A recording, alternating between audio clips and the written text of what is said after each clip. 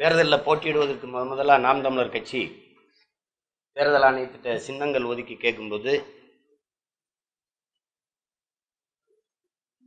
நான் மயிலை கேட்டேன், தேசிய பறவையை. உயிரோடு இருக்கிறத தர முடியாதுன்றாங்க. தேசிய பறவைலாம் தர முடியாதுன்னாங்க. அப்போ தேசிய மலரையும் பிஜேபிக்கு கொடுத்தீங்கன்னு கேட்டேன். அது அப்போன்னாங்க. அப்போ உயிரோடு இருக்கிறத கொடுக்க முடியாதுன்னா யானை எதுக்கு மாயாவதி அம்மாவுக்கு சின்னமாக கொடுத்தீங்கன்னு கேட்டேன். அதெல்லாம் அப்போ நடந்துருச்சுன்னாங்க. இப்போ பின்னாடி பிறந்ததும் வளர்ந்ததும் தான் நாங்கள் செஞ்ச பிரச்சனையை அந்த நாட்டுக்குன்னு கேட்டேன். அதுக்கு பதில் இல்லை. காலமாடு சின்னமாக கேட்டேன், உயிரோடு இருக்கிறத தர்றதில்லைன்னு சொல்லிட்டாங்க. ஆனால் அதே தேர்தல் ஆணையம் இப்போ எனக்கு விவசாயியை கொடுத்துருக்கு. இதுக்கு என்ன அர்த்தம்னா எந்த விவசாயம் உயிரோடு இல்லைன்னு அது கருதிது. ஏன்னா உயிரோடு இருக்கிறத தர்றதில்லைன்னு முடிவெடுத்தவர்கள் இப்போ எனக்கு விவசாயியை கொடுத்துருக்காங்க. இதே எனக்கு சின்னமாக கொடுத்துருக்காங்கன்னா உயிர் கொடுத்தாவது இந்த விவசாயிகளை காப்பாற்றிடுவேங்கிறதுனால இப்போ வரும்போது தான் தம்பிகள் சொன்னாங்க, இப்போ தமிழை நாங்கள் ஆட்சி மொழியாக ஆக்குவோம் அப்படின்னு சொல்கிறதெல்லாம் இது என்ன சொல்கிறது, அந்த அவரே வாய் புளிச்சதோ மாங்காய் புளிச்சதோன்னு 50 கூட்டத்தில் பேசியிருக்காரு பாருங்க. அது மாதிரி இது பல தடவை சொல்ல கேள்விப்பட்டு சலிச்சு போச்சு.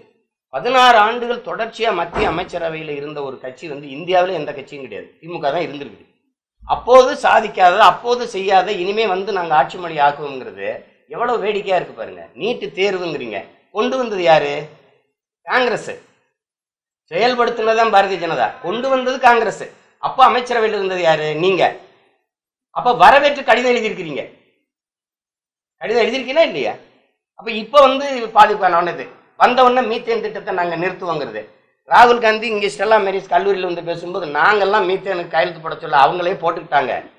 பிளாட்டினா அகழ்வாராய்ச்சி இதுக்கு அவங்களே தான் கையெழுத்து போட்டுக்கிட்டாங்க. நாங்கள் இப்போ ஒன்றுமே நாங்கள் சொல்லவே இல்லை, நிர்பந்திக்கலைங்கிறாரு. இதுக்கு என்ன பதில்? என்ன பதில் இதுக்கு? அப்போ அது இங்கே பாருங்க, நான் அப்பா செத்துட்டாருன்னு அழுதுகிட்டு இருக்கேன், கொலை பண்ணவனு கூட உட்காந்து அழுதுட்டா இப்படி வேடிக்கையாக இருக்குமா? அது மாதிரி இதெல்லாம் கொண்டு வந்தவங்களே நாங்கள் மறுபடியும் நிறுத்துவோங்கிறது வேடிக்கையாக இருக்கு.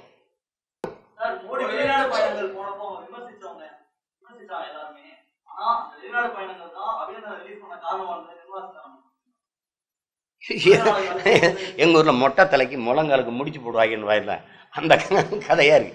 வெளிநாடு போனதுக்கு இங்க எதுக்கு என்ன அப்படிலாம் ஒன்றும் தெரியலையே. உலக நாடுகள் அழுத்தம் கொடுத்தது இம்ரான் அவரா தானே பேசினாரு, அவராதான் பேசினாரு. போறேன் நான் விரும்பல, நாங்க அபிநந்தனை அனுப்பி வைக்கிறோம்னு அவரா தானே சொன்னாரு. உலக நாடுகள் அழுத்தம் கொடுத்தனா எந்தெந்த நாடு கொடுத்தது? இந்தியா கேட்டாலே விடுவாங்களே. இலங்கை, நீங்க இலங்கை ராணுவம் இந்திய மீனவர்களை சுட்டுக் கொண்டிருக்கு 840 பேரை. ஆனா இது நட்பு நாடுன்னு சொல்லுது இந்தியா, ஏன்னா சாபம் தமிழன்கிறதுனால. பாகிஸ்தான் பகை நாடு, நீங்க விளையாட்டுல கூட ஒன்னா இருக்கிறது இல்லை. ஏதாவது ஒரு இந்திய மீனவனை சுட்டுக் கொண்டதை நீங்க செய்து பிடிச்சல, சிறைப்படுத்தும். நம்ம கேட்கும்போது விடுதலை செய்யும். ஆனா இவன் சுட்டுக் கொள்றான். ஆனா இதை நட்பு நாடுன்னு எப்படி சொல்றீங்க? அப்ப இந்திய மீனவனை, இந்திய குடிமகனை ஒரு நாட்டு ராணுவம் சுடும்போது இதே அளவுக்கு கோபமும் பற்றும் வந்திருக்கு நம்மளை தேசப்பற்றும். ஏன் நாங்க சாகும்போது மட்டும் உங்களுக்கு வர்றதில்லை? எப்படி அது? இந்த ராணுவத்துக்கு, சொந்த நாட்டு குடிமகனை சுட்டுக் கொள்ற ராணுவத்திற்கு பயிற்சி கொடுக்கறது யாரு? ஆயுதம் கொடுக்கறது யாரு? தரம் மேம்பாட்டு பயிற்சி கொடுக்கறது யாரு? அதெல்லாம் நீங்க யோசிச்சு பாருங்களேன். இந்த நாடு தான் கொடுக்குது.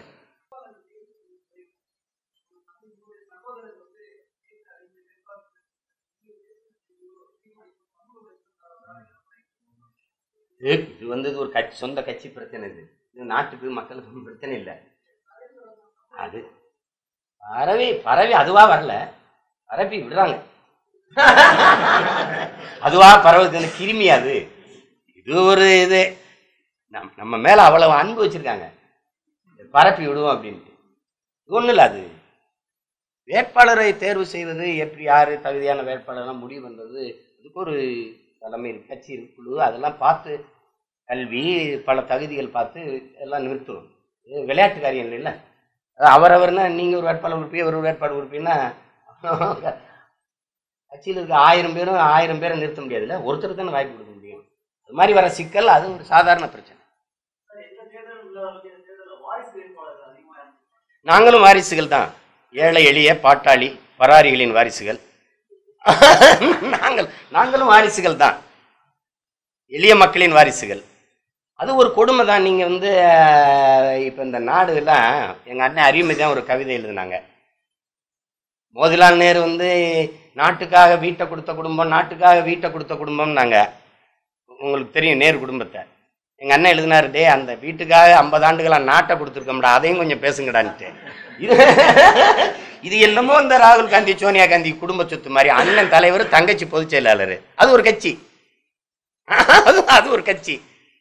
இது ஏதோ வந்து இது அரசியல் வந்து மக்களுக்கு சேவை செய்கிற ஒரு தூய அமைப்பு என்று இல்லாமல், அரசியல் ஒரு வாழ்வியல் என்று இல்லாது நிறுவனமயப்படுத்தி கார்பரேட் கன்சர்ன்கள் போல குடும்ப நிறுவனங்களாக மாறிட்டது. இதை உடைக்கணும், தகர்க்கணும்னா இளைஞர்கள் பேரெழுச்சியாக எழுந்து வராமல் இது செய்ய முடியாது. இது வாரிசுகளுக்கு தான் செய்வாங்க. துரைமுருகன் என்றால் அவர் மகன் நிற்பார், பொன்முடி என்றால் அவர் மகன் நிற்பார், ஓபிஎஸ் என்றால் அவர் மகன் நிற்பார், வேற என்னென்ன சொல்லிக்கிட்டே போகலாம். அது அது